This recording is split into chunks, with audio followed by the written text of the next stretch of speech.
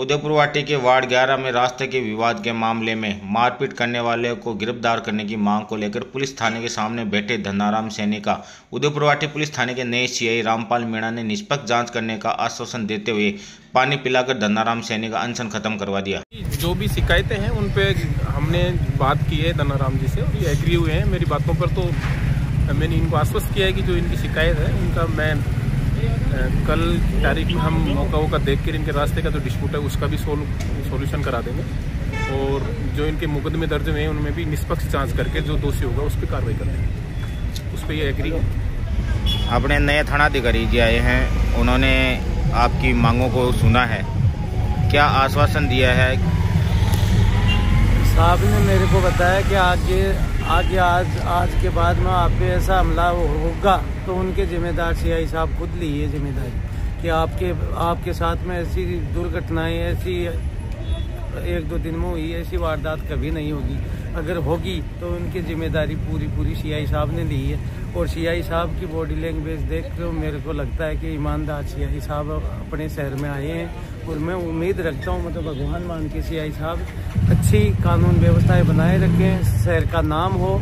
और सीआई साहब मेरे को तो ये लगता है कि रिटायर होने तक ये उदयपुर वाटी में रहे हैं तो कानून व्यवस्था बनी रही। और साहब की बातों में मैं पूरा संतुष्ट हूँ। साहब ने कहा जो आपके पास मेरे पास मुकदमे दर्ज हुए हैं उनमें भी निष्पक्ष हम जांच करेंगे और आज के बाद में आपके ऊपर ऐसा हमला होगा तो मैं पूरी जिम्मेवारी लेता हूँ, मैं और मेरा थाना।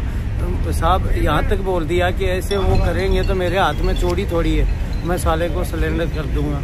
अब इतना मान के मैं साहब की बातों पे मैं मेरा अनशन खत्म कर रहा हूँ और मेरा पूरा भरोसा है सीआई साहब पे कि न्याय करेंगे। सीआई साहब आया न आने ज्वाइन करते मेरे को भेजा था वो मौके पे।